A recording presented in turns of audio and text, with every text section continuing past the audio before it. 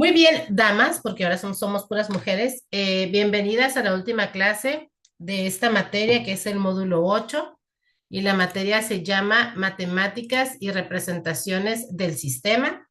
Esta es la clase 4. Esta es una clase muy cortita. Les vuelvo a hacer la pregunta. ¿Alguien de ustedes tiene alguna duda sobre alguna de las guías anteriores, alguno de los ejercicios, alguna pregunta? Hable ahora o calle para siempre. ¿Nadie? Les recuerdo, chicas, que el material que utilizamos en las presentaciones, los videos, no es un material de mi autoría, sin embargo, estaban en internet y lo utilizamos para fines pedagógicos. Eso lo tengo que decir siempre, si no, me bajan los videos. Muy bien, pues entonces vamos a comenzar con la pregunta número 1 de esta guía. Les digo, esta es súper cortita, hace rato, creo que en 40 minutos, cuando no, yo creo que sí, como en 30 minutos, 40 minutos, terminamos la clase porque en realidad la idea pues es que hoy despejáramos dudas si es que teníamos dudas de las guías anteriores, porque esta guía únicamente se compone de 14 preguntas y vienen algunos videos, pero la verdad es que no son ni extensos ni están tan difíciles. Bueno, la pregunta uno dice, identifica la opción que representa el desarrollo del icosaedro, pero primero nos vamos a ir a ver qué es el icosaedro. El icosaedro es un poliedro, o sea, una figura, es un cuerpo compuesto por 20 caras, ¿sí? ¿Cuál sería una de las caras? Una de las caras es esta, que es un triangulito, ¿se fijan? Todo esto es la cara del icosaedro. Y todos son triángulos equiláteros. Dice, tiene 12 vértices. ¿Cuáles son los vértices? Estos donde se juntan todos sus lados. Estos son los vértices. Este es un vértice. Este es un vértice. Este es otro vértice. Este es otro. Por acá anda otro. ¿Sí? Donde convergen todos sus lados. Y 30 aristas, precisamente estas líneas que convergen en los vértices. Estas son las aristas. ¿Ok? Dice, cada cara del icosaedro es un triángulo, ya lo habíamos dicho, con sus lados y ángulos iguales, por eso es que son ángulos equiláteros, lo que lo convierte en un sólido regular. Esta figura geométrica se encuentra presente en diversas áreas de la ciencia y de la naturaleza, desde la química hasta la cristalografía, y se utiliza en la construcción de estructuras y objetos para aprovechar su estabilidad. Como tiene muchas caritas, pues pueden poner en muchas partes. Entonces, la respuesta correcta es el inciso D, porque únicamente si nosotros cerramos esta figura, si las empatamos, pues se forma el icosaedro. Todas las demás no nos dan esa figura. ¿Es como la que embona, maestra? Así es la que embona bien. Ok, Por ejemplo, mira, esta parte baja para acá, sí. Si cierra la hacia cierra, atrás. ajá, Esta cierra para acá, esta cierra para acá, esta junta con este y así sucesivamente. Del otro lado igual, pues está invertida. ok. ¿Sale? Las otras no, no hay manera.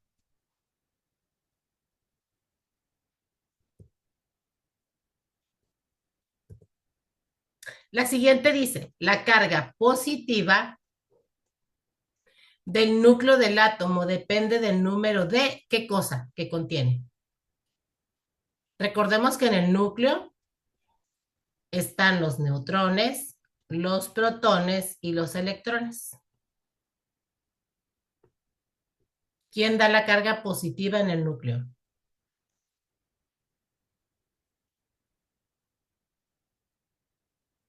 Nomás una, no se me amontonen.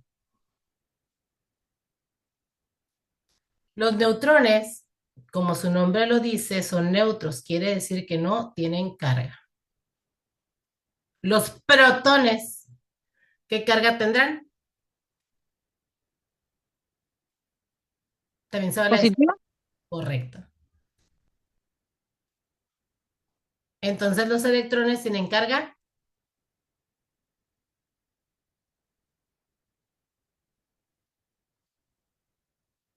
negativa.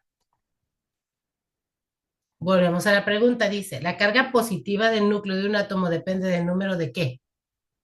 Protones, protones. Correcto, de protones. La número 3 dice, un recipiente contiene hidrógeno a temperatura de 280 Kelvin y presión de 1900 newton por metro cuadrado o pascales, en un volumen de 1000 centímetros cúbicos. Posteriormente, se hace descender un émbolo. Un émbolo es algo que aplasta, ¿sí? Como un pistón dentro del recipiente de forma cilíndrica, reduciendo su volumen ocupado por el cilindro de 300 centímetros cúbicos y elevando una temperatura de 310 Kelvin. ¿Qué pasa? Cuando tú aplastas un gas, ¿sí? O un fluido, este tiende a juntar sus moléculas. Cuando se juntan sus moléculas, aumenta la temperatura. Suponiendo que el hidrógeno se comporta como un gas ideal, ¿cuál sería la presión del hidrógeno? Vean, aquí tenemos una formulita que dice presión 1 por volumen 1 entre temperatura 1 es igual a presión 2 por volumen 2 entre temperatura 2. Aquí es siempre y cuando esté adentro de algo cerrado, ¿ok? Entonces, los 280 Kelvin es la temperatura 1, los 1900 es la presión 1, los 1000 centímetros cúbicos es el volumen 1. Cuando meten el pistón, el volumen 2 se reduce a 300 centímetros cúbicos y la temperatura 2 aumenta a 310 Kelvin. Entonces, si esta es la fórmula, lo que vamos a calcular ahora es la presión 2 y la presión 2 se calcula de la siguiente manera. Temperatura 2 por presión 1 por volumen 1 entre temperatura 1 por volumen 2. ¿Ok? Y aquí lo vamos a sustituir. Dice la presión 2. Solo voy a poner unidades para no tardarme en poner solo voy a poner cantidades para no tardarme en poner las unidades. La temperatura 2. ¿Cuánto es la temperatura 2, chicas? A ver, revisen.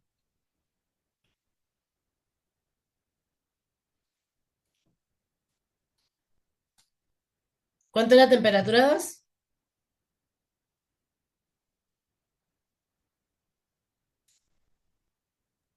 310. Así es. Serían entonces 310. Y luego dice la presión 1. ¿Cuánto es la presión 1?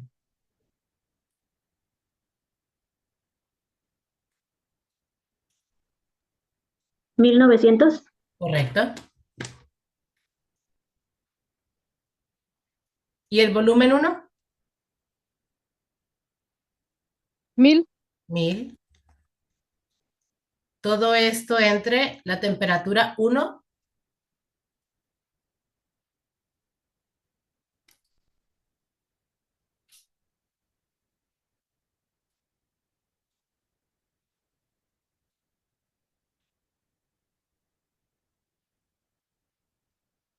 ¿Cuál es la temperatura 1? 280. 280 por el volumen 2.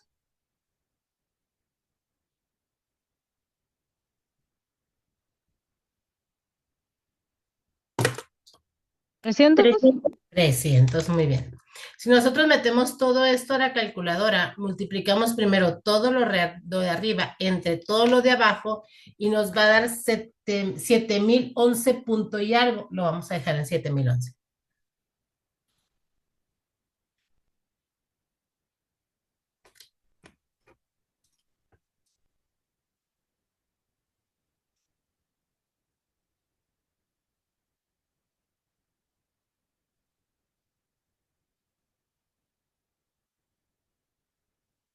Muy bien, chicas, vámonos a la siguiente. Dice, platicando con tus amigos, comentas que deseas hacer modificaciones a tus rutinas de casa con el fin de ahorrar energía y dinero. Y ellos te hacen las siguientes propuestas. Desconectar todos los equipos que utilizan control remoto cuando no los uses. Por ejemplo, no sé si alcanzan a ver, yo aquí tengo mi tele prendida. Bueno, está apagada, pero tiene un foquito prendido. Esto me está indicando que sigue consumiendo electricidad para aquellos que no sabían. Usar el horno convencional en lugar de microondas para ahorrar energía, aprovechar eficientemente la luz artificial manteniendo limpios los platos y las lámparas, utilizar focos ahorradores, bueno, aquí dice fluorescentes, pero serían ahorradores, en lugar de focos incandescentes para consumir menos energía. Y te pregunta, ¿cuáles de estas realmente nos sirven para que nosotros podamos llegar al objetivo? Sería la 1, la 2 y la 4.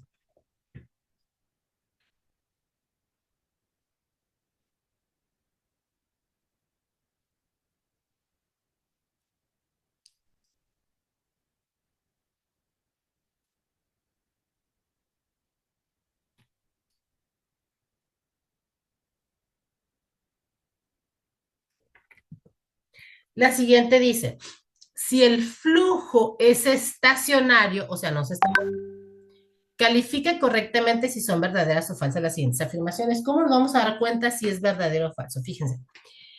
La presión hidrostática se calcula con la densidad por la gravedad por la altura. ¿Ok? Hidrostática quiere decir que no se está en movimiento, que el flujo es estacionario. Las dos fórmulas que tienen densidad por gravedad por altura son estas dos. Las otras no sería presión hidrostática porque se está moviendo. Por eso sería verdadero, falso, verdadero.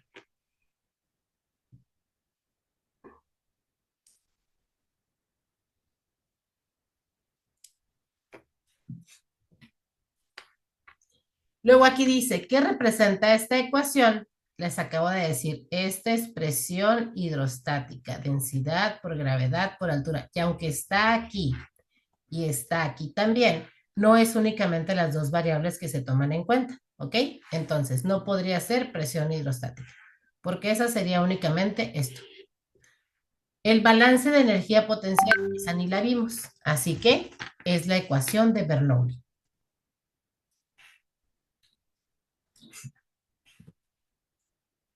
Aquí vamos a ver este video, dice, en referencia a la figura, calcula la energía potencial para la caja en el punto S. En realidad es en este punto.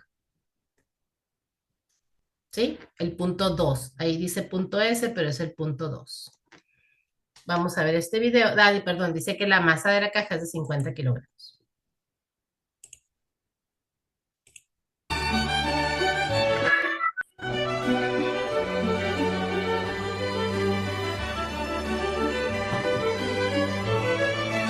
Hola amigos, bienvenidos a 4. ¿Qué nos dicen hoy? Pues mira, calcula la energía potencial que posee un cuerpo de 2 kilos de masa situado a 3 metros de altura. Vamos a dibujar un poco lo que nos dan. Tenemos aquí el suelo. Y a una altura h de 3 metros tenemos un objeto. Y este objeto tiene una masa de 2 kilos. Bueno, nos dice que calculemos la energía potencial. La energía potencial, ¿a qué es igual? Es igual a m por g y por h. M es la masa, g es la aceleración de la gravedad, que sería igual a 9,8 metros partido segundo al cuadrado, y h la altura a la que está.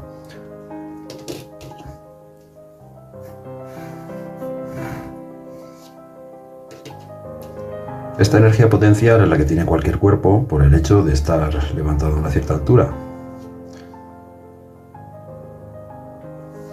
Bueno, pues aquí vamos a ver. La masa es de 2 kilos, la altura de 3 metros. Bueno, pues vamos a calcularlo. Energía potencial es igual a 2 kilos de masa por 9,8 metros partido segundo al cuadrado. La aceleración de la gravedad por la altura, que sean 3 metros. Y si hacemos esta cuenta, nos salen 58,8 julios. Esta sería la energía en unidades del sistema internacional.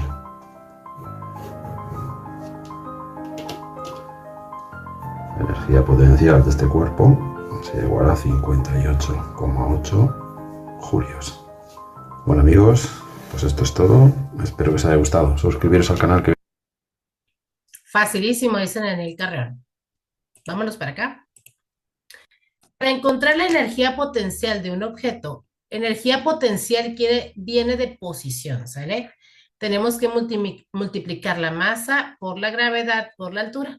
Aquí nos dicen que la masa de la caja es de 50 kilogramos, que la gravedad no dice aquí, pero nosotros ya sabemos que es una constante de 9,8 metros por segundo cuadrado y se encuentra a una altura de 0,8 metros.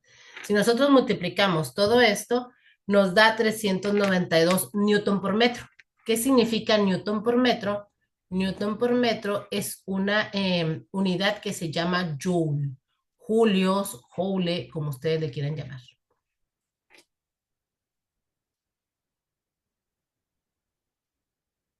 ¿Ok? Vámonos a la 8. Vamos bien rápido. Se colocan 6 bombillas o focos en un árbol de Navidad en un circuito paralelo. Cada bombilla consume 10 watts. Ojo, vamos a buscar la potencia total que se consume en este circuito. Son 6 focos y cada uno consume 10 watts. En total serían 60 watts. No olvidemos ese dato. Dice, conectadas a una fuente de voltaje de 120 volts. Calcula la corriente que pasa por el circuito. Y vamos a irnos a ver este otro videito que nos explica rápido. No lo vamos a ver completo, ¿eh? Solo vamos ahora sí a utilizarlo. Vamos a usar únicamente lo que realmente nos interesa de este video. Hola amigos de YouTube, bienvenidos a un nuevo video. El día de hoy vamos a aprender lo que es la potencia eléctrica o también llamada ley de Watt. Bienvenidos.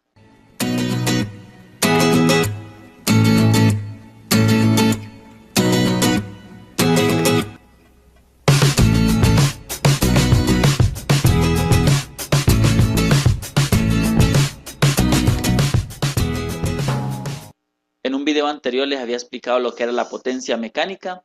El día de hoy les voy a explicar lo que es la potencia eléctrica. En realidad la potencia es la misma, solamente que hoy vamos a explicar un poco lo que es el origen de llamarse eléctrica. Se puede decir que la potencia es la energía consumida durante un tiempo determinado. Veíamos que la potencia mecánica estaba catalogada como el trabajo sobre un periodo de tiempo. Y recordemos que el trabajo estaba dado como fuerza por la distancia, por el coseno del ángulo θ entre estos dos vectores, entre el vector fuerza y el vector distancia. Este trabajo estaba dado en joules y el tiempo estaba dado en segundos. Ahora vamos a ver cómo en un circuito eléctrico básico, que es el que tenemos acá representado a través de esta fuente de voltaje, este resistor, que es el que nos consume la corriente, y los conductores por donde fluye la corriente. Entonces, podemos decir que la potencia, como lo dije ahora, sigue siendo la misma, el trabajo sobre un periodo determinado de tiempo. Ahora, eléctricamente se define el trabajo como el trabajo que deben de realizar las cargas o los electrones que circulan a través de este conductor. Lo veíamos cuando nosotros analizábamos el tema de la corriente eléctrica. A través de este conductor o este cable eléctrico internamente, pues por ahí circulan lo que son las cargas, es decir, un grupo de electrones que están fluyendo o que se están transportando por este cable eléctrico.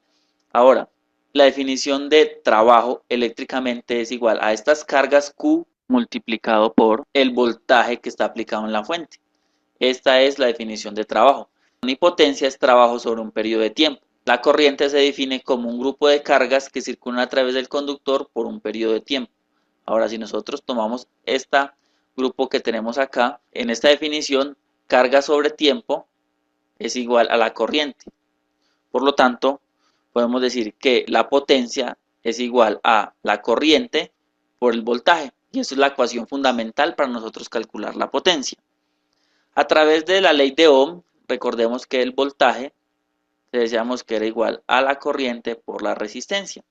De aquí de esta ecuación nosotros podemos reemplazar entonces de acá lo que es el voltaje, reemplazando esta ecuación que tenemos aquí, nos queda que potencia es igual a I, nos queda esta I que tenemos acá, I por R. Por ende, nos queda que I por I es igual a I al cuadrado por la resistencia. Y esta es otra ecuación que nosotros también podemos usar al momento de calcular, a realizar ejercicios de potencia eléctrica. Ahora, de esta misma ecuación, nosotros podemos decir que la corriente es igual al voltaje sobre la resistencia. Ahora, nosotros reemplazando en esta ecuación, podemos decir que el voltaje es igual, la potencia es igual a el voltaje es igual al voltaje sobre la resistencia. Por lo tanto, nos queda que voltaje por voltaje, voltaje al cuadrado sobre la resistencia. Y esta es la tercera ecuación con la que nosotros podemos usar para resolver ejercicios de potencia eléctrica. En este orden de ideas, estas son las tres ecuaciones que nosotros podemos usar. Esta es la ecuación fundamental y tenemos las dos ecuaciones derivadas para resolver ejercicios relacionados con potencia eléctrica. La potencia se representa por la letra W mayúscula, se describe como watts o vatios. Por ende, son las mismas unidades de la potencia mecánica. Vamos a aprenderlo a través del siguiente ejercicio. Nos dicen que una bombilla de 60 watts, entonces esto watts Hasta aquí le vamos a parar, ¿sale? Vamos a regresarnos a nuestro ejercicio porque únicamente necesitamos una fórmula bien sencilla que está aquí. Nosotros andamos buscando la corriente eléctrica y según lo que dice aquí, la corriente eléctrica se calcula dividiendo la potencia entre el voltaje. La potencia son 60 watts, el voltaje son 120 volts. Si yo quito el 0 de aquí y el 0 de acá, quiere decir que ya dividí entre 10 los dos. Y arriba me quedarían 6 y abajo me quedarían 12. Si yo divido 6 entre 6 me va a dar 1 y 12 entre 6 me va a dar 2. Y si al final yo divido 1 entre 2, esto me da 1.5. Estamos hablando de corriente, por lo tanto son amperes. ¿Dudas? ¿Sí o no? Vámonos a la 9. Fíjense. Aquí este es el que está a lo mejor como más extenso para poderlo resolver. Dice, el radio del extremo inferior de los tacones de un par de zapatos de mujer es de 0.5 centímetros. Recordemos que cuando nosotros hacemos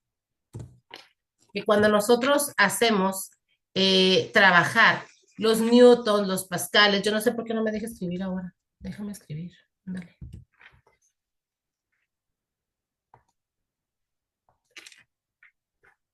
Nosotros tenemos que utilizar esto en metros. Ya les salió ahí la respuesta correcta, pero ahorita vamos a ver por qué. ¿Sale?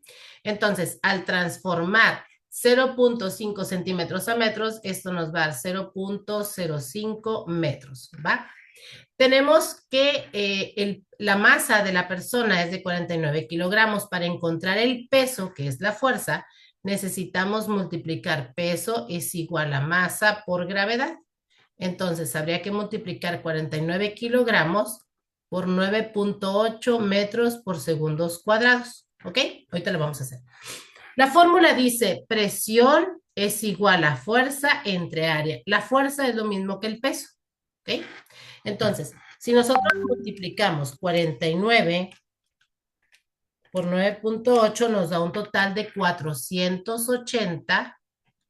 Ay, sí, 480.2 newtons, pero nos dice que cada tamaño es el 30%. Entonces, la presión real o la fuerza real, el peso real o la fuerza real es multiplicar esto por 0.30.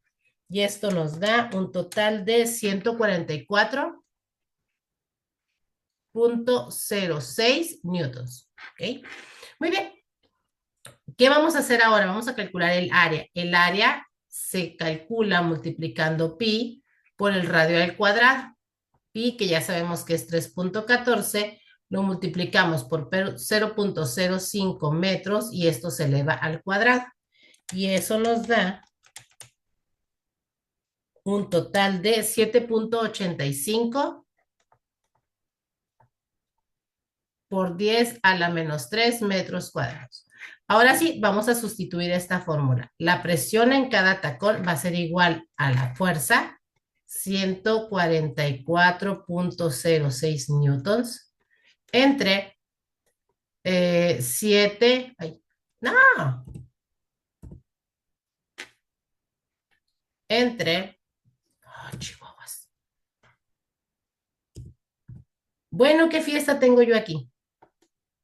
Pluma.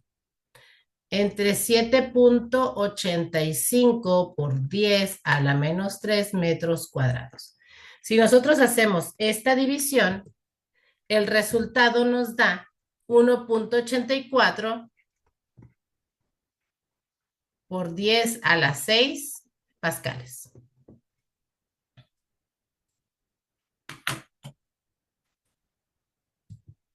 Ese es como el más complicado, pues. Dice, un recipiente en forma de cilindro vertical, 1.2 metros de radio, se encuentra lleno de agua con una densidad de 1000 kilogramos por metro cúbico. Esa es la densidad constante del agua. Hasta la altura de 1.5 metros. Calcula la presión.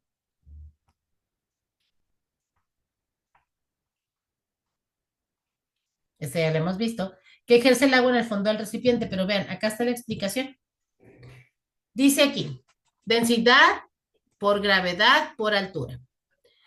Nos pide el resultado en kilogramos por metros cuadrados. Ahí hay una variante, dice, por lo cual no consideraremos el concepto de gravedad. Este no lo vamos a multiplicar.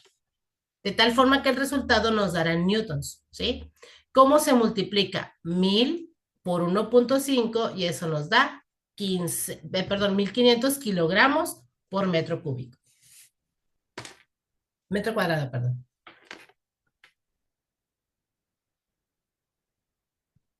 Aquí despreciamos la gravedad. Luego acá dice, se sumerge la mitad de un prisma rectangular de cobre. Estamos hablando de dos materiales diferentes. El cobre, con su volumen de 36 centímetros cúbicos, por medio de un hilo en un recipiente que contiene alcohol. Y nos dice que calculemos el empuje del alcohol.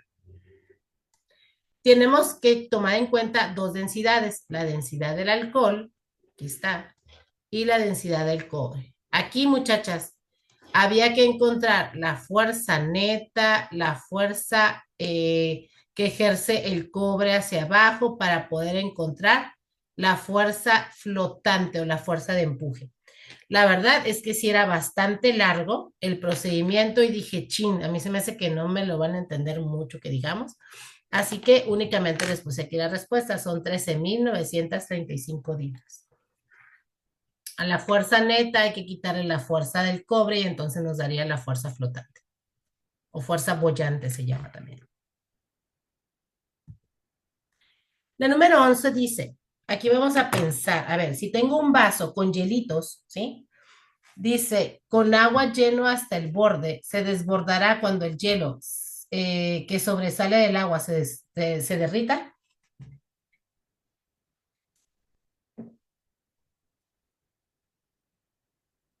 Sí, No, porque el hielo se convierte en agua. El hielo ya desplazó el volumen. Dijo, este Ujú. pedazo es mío. Si estoy en estado sólido o si estoy en estado líquido, este pedazo es mío. Entonces, Ah, cuando se transforma, no es que aumente la materia, no aumenta la masa. Sigue siendo la misma masa. Incluso, fíjense, hay algo que se llama dilatación irregular del agua. ¿Qué pasa? Cuando tú congelas agua, el volumen se expande. ¿Les ha pasado o no? Que ponen, por ejemplo, hacer cubitos de hielo y lo pones al ras así el agua. Y resulta ser que cuando vas sí. al congelador, el hielo está por encima, porque se expande un poquito su volumen.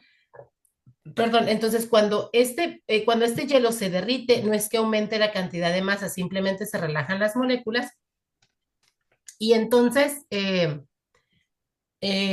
no aumenta el volumen, no se va a desplazar, pues, no se va a caer, no se va a tirar. Sí me toca como que lo metes al congelador en un envase y se hincha. Ajá. Si tú metes una botella, obviamente un recipiente que puede expandirse, ¿no? Por ejemplo, en plástico, Ajá.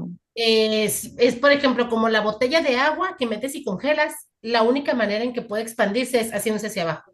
Se sale como un pico, ¿no? Y si Ay, sí, metemos recipientes rígidos, ¿qué pasa? Se craquean, se rompen, porque la como los fuerza de- empuja el volumen. Dice, Mayra tiene que investigar sobre la paradoja hidrostática. En lugar de consultar un libro, muy mal, Mayra, tuvo la idea de entrar a un foro de tareas en internet dominado mitarea.com. Obtiene varias respuestas, deberá ver cuáles son aceptables. Esta es la secuencia del diálogo. ¿Quién dio la respuesta correcta a la pregunta de Mayra? La pregunta de Mayra dice, hola a todos. ¿Alguien me puede decir a qué se le conoce como paradoja hidrostática? El que da la respuesta correcta es Miguel. Dice, más bien la presión ejercida por un líquido en cualquier punto del recipiente no depende de la forma de este, y es cierto. No importa de qué forma, de qué figura sea el recipiente, la presión va a ser igualita. Ni de la cantidad de líquido contenido, sino únicamente del peso específico y la altura que hay del punto a considerar en la superficie del líquido. Qué tan alta sea la columna, entre más alta es la columna, más fuerte es la presión que se ejerce en las paredes y en el fondo del recipiente. Y por último dice, ay, esta no la puse otra vez. En una presentación de PowerPoint de un estudiante de bachillerato se encuentra el texto. Analiza la presentación y responde y responde lo que se te pide más adelante. Dice, ahora veremos un principio muy importante de la física. Ojo, ¿eh? Este principio puede ser visto como una forma de la ley de la conservación de la energía. En un líquido en movimiento, la energía total por unidad de la masa permanece constante, como se indica en la siguiente diapositiva, y pues por ahí hubo alguna otra presentación. ¿Cuál es la respuesta correcta o corriente? La respuesta correcta es el teorema de Bernoulli. Ahorita les voy a explicar por qué es el teorema de Bernoulli. Vean.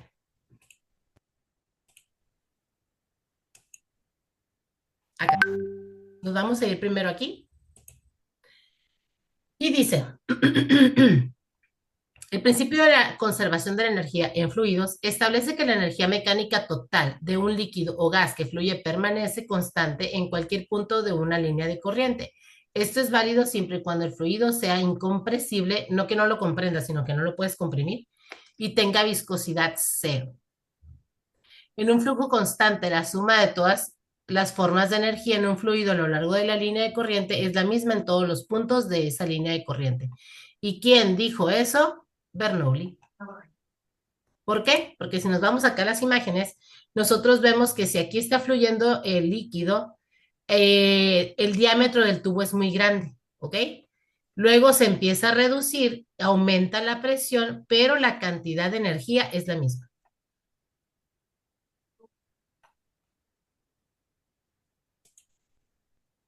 Por eso la respuesta de la última es Bernoulli. ¿Dudas? Traumas, reproches, corajes, angustias o lo que caiga. Voy a detener el video para que no se nos haga más largo. Hola, Sandra.